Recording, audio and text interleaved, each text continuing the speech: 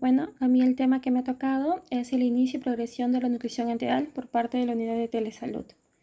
Damos el inicio netamente para saber qué es la nutrición enteral y ante todo ello nos dicen claramente que es el aporte de las fórmulas nutricionales y químicamente que va a ser bien definidas mediante las sondas directamente al tubo digestivo. Y esto es netamente a qué tenemos que optar como una primera opción o una primera elección para el soporte nutricional y que se debe iniciar lo antes posible para evitar las consecuencias.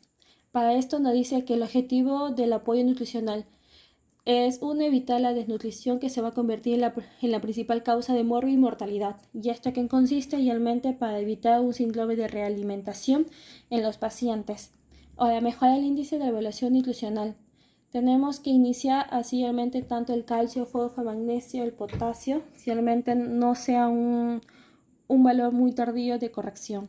Prevenir las deficiencias nutricionales únicas y múltiples.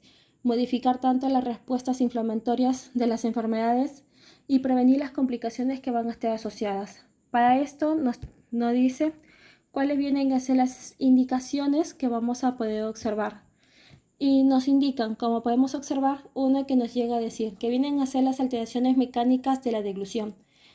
Quienes están dentro del grupo tienden a ser las lesiones traumáticas de cabeza y cuello, las tumoraciones de cabeza y cuello, tenemos la cirugía del aparato digestivo, tenemos las secuelas de radioterapia, las quimioterapias o la hiperemesis gravídica. Las alteraciones neuromotoras de la deglución. Dentro de este grupo podemos observar o encontrar los accidentes cerebrovasculares, los tumores cerebrales, las secuelas de traumatismo y cirugía cráneoencefálica, la disminución del nivel de conciencia, las enfermedades desmielinizantes o degenerativas y el trastorno del sistema nervioso autónomo. Las alteraciones de la digestión y absorción de nutrientes. Acá encontramos enfermedades inflamatorias intestinales, la enteritis radica, fístulas intestinales, síndrome de intestino corto y las quimioterapias. Las necesidades especiales de los nutrientes. Acá encontramos las sepsis, las quemaduras, los politraumatismos, encefalopatía hepática, insuficiencia renal, VIH y cáncer. Y las negaciones de consumo de alimento que podemos encontrar son las enfermedades psiquiátricas, la depresión severa, la anorexia nerviosa y la Alzheimer. Dentro de cada grupo también nos llega a decir, ¿no? Tenemos las enfermedades mentales como la demencia que he mencionado, los pacientes que son oncológicos y los pacientes que son comatosos con ventilación mecánica o traumatismo craneoencefálico, como ya nos viene mencionando.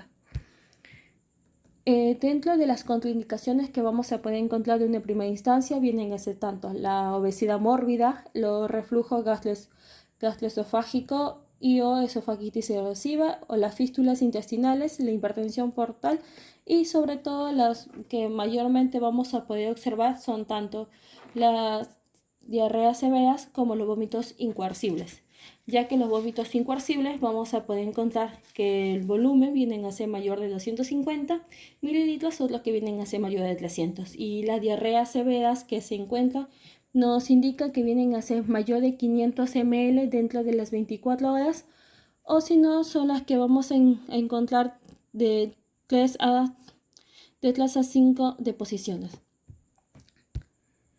Ahora, ¿cuáles vienen? Nos dicen claramente acá, en un paciente críticamente enfermo, ¿qué es lo que vamos a poder encontrar? Dentro de las 24 a 48 horas tenemos que hacer, uno, tanto los líquidos como los vasopresores, la cirugía de control de daño, que es lo que vamos a poder observar. Dentro de todo ello, cuando ya tenemos al paciente, tenemos que hacer la valorización de riesgo nutricional, el Nutri-Score, por ejemplo, más de 5, menos de 5. ¿En qué consiste más de 5? La mayoría de estos pacientes son las que se van a beneficiar tanto del tratamiento nutricional agresivo. Ahora, ¿va a ser útil para un paciente? Se va a utilizar mayormente a los pacientes con nutrición parenteral. Y menor a 5, ¿en qué consiste?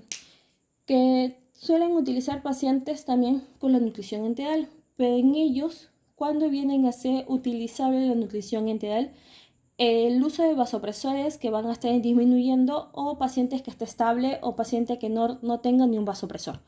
Y En estos tipos de pacientes son las que vamos a iniciar la alimentación. Tanto la ingesta calórica objetiva, que tenemos que obtenerlo, que viene a ser de 15 kilocalorías por kilo por día, y la ingesta proteica, que tenemos que iniciar dentro de 0,8 a 1 gramo por kilo por día. Entonces, ¿qué nos llega a decir? Que dentro de las primeras 48 horas tenemos que lograr tanto el 50 al 60% de las necesidades nutricionales, que va a ser el objetivo. Ahora, si durante ese lapso de tiempo el paciente llega a tolerar adecuadamente, no tenemos una alteración, está todo normal, ningún signo de intolerancia, tenemos que plantearnos durante el lapso de una semana que tenemos que lograr tanto el 70 al 80%, que va a ser el objetivo nutricional que se va a poder alcanzar durante este lapso de tiempo. Ahora, nos indican claramente en este cuadro cuáles vienen a ser los criterios que vamos a clasificar las fórmulas integrales. Previamente para esto, lo que más nos interesa es tanto, 1, el porcentaje proteico. Nos dicen claramente normo proteico vienen a ser menos 18%, y hiperproteico mayor de 18%, que se tiene que llegar a la meta. La densidad calórica nos dice que vienen a ser la hipocalórica, que vienen a ser menos de 1 kilocalorías por mililitro, isocalóricas de 1 kilocaloría por mililitro, y hipercalóricas de 1 a 1,5 kilocalorías por mililitro. El contenido y tipo de fibra que se va a poder encontrar sin fibras, con fibra, los que son la mezcla, y los que son no fermentables y los fermentables, y la osmolaridad. Dentro de la osmolaridad tenemos que encontrar tanto la isotónica, vienen a ser 350 milimoles por kilo o 300 milimoles por litro, que se va a poder encontrar. La moderadamente hipertónica vienen a ser tanto de 350 a 555 milimoles por kilo del paciente, y la hipertónica vienen a ser mayor de 550 milimoles por kilo del peso del paciente. Entonces, para que en el siguiente cuadrado netamente nos llegue a explicar cuáles vienen a ser las fórmulas integrales específicas que vamos a encontrar para cada enfermedad. Uno nos llega a decir, para la enfermedad renal, pacientes que van a recibir la parte que se van a dializar, y los pacientes que no se dializan. Los pacientes que no se dializan nos dicen que tienen que ser tanto la baja carga proteica y electrolitos, mientras que los pacientes que se van a dializar son altamente las proteínas altas densidades energéticas. En un paciente con enfermedad hepática, ¿qué nos llega a decir? El alto contenido de proteínas, específicamente rico en aminoácidos de cadena ramificada. Enfermedades gastrointestinales, la fórmula hidrolizadas y en base péptidos, rico en glutamina y fibras solubles. En diabetes, bajo contenido de carbohidratos, que nos dicen que tiene que ser 55%, y alto contenido en fibra. Nos mencionan también que las proteínas tienen que ser el 15% y los lípidos tienen que ser el 30%.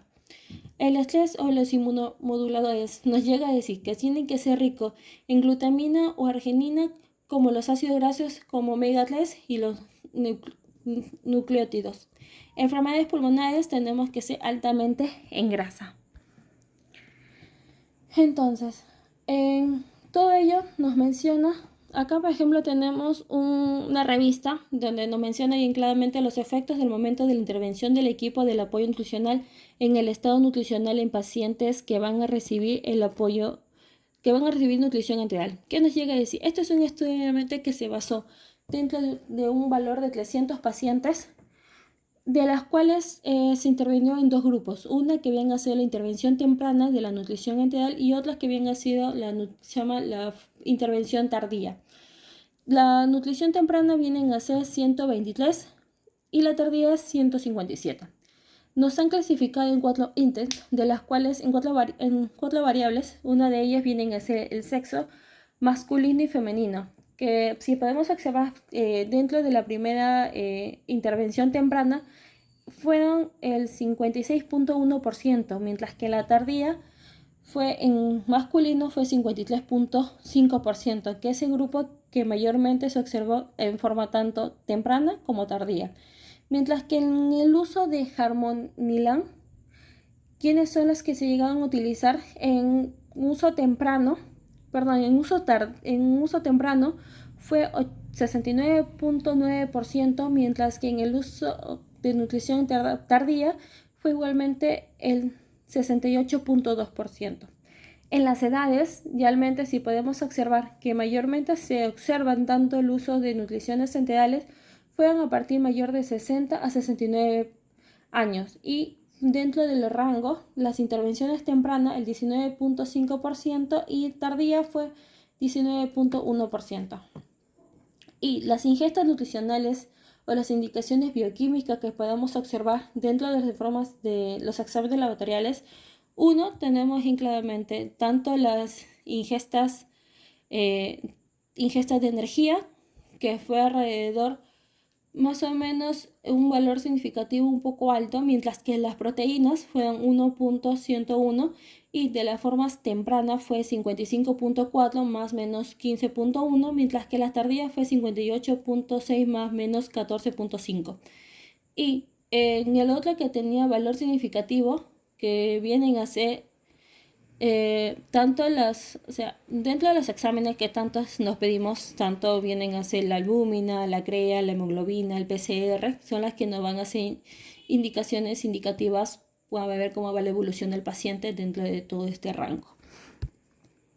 Tenemos que tener en cuenta también que dentro de los efectos del momento de la intervención del equipo del apoyo nutricional sobre el estado nutricional del paciente que van a recibir la nutrición enteral, se observaron dentro del estudio también que los resultados clínicos que van a ser relacionados con el estado nutricional durante la estancia hospitalaria que van a mejorar en los pacientes con nutriciones enterales tempranas a comparación de grupos de nutriciones enterales tardías, vemos la mejoría. Mientras que más temprano sea, va a ser mejor, nos indica bien claramente la revista. Y el suministro de energía fue mayor, tanto el grado de reducción, tanto como la albúmina y como la hemoglobina sérica, que fue menor en el grupo con nutrición tanto temprana a comparación de la tardía. Y los resultados que van a estar consiguiendo tanto en la tasa más baja de nutrición moderada o grave en el grupo de nutrición enterales tempranas que en el grupo de nutriciones tardías. Para esto hay una descripción que pude encontrarla de las descripciones generales de la nutrición enterales, donde nos indica, siempre tenemos una pequeña disconfort como que cuál va a ser mejor o cuál es el mejor que se utiliza, si se utiliza en forma continua, en bolo o intermitente. En forma continua nos dice aquí claramente que la nutrición enteral se puede administrar en bolo si la sonda de alimentación está colocada en el estómago y el paciente realmente ha demostrado tolerancia a la alimentación continua. ¿Qué nos llega a decir? Que esto mayormente la continuidad viene a ser cuando el paciente está en el hospital o viene a ser netamente monitorizado a través de una bomba de alimentación que tanto el personal de enfermería lo pueden realmente guiar o monitorizar bajo supervisión médica. Mientras que en el bolo nos indican que el paciente puede ser administrado tanto en forma domiciliaria, en casas. Esto viene a ser cuando el paciente solo está dado de alta y necesita la continuidad de la alimentación, se lo tiene que enseñar a la familia cómo se lo tiene que realizar. Y en forma intermitente nos indica bien claramente que es el periodo de lapso del tiempo que nosotros vamos a poderle brindar. ¿En qué sentido? Digamos, pasamos la alimentación y damos un pequeño espacio para que pueda hacer los alimentos como los procedimientos médicos que lo podemos realizar en esos instantes.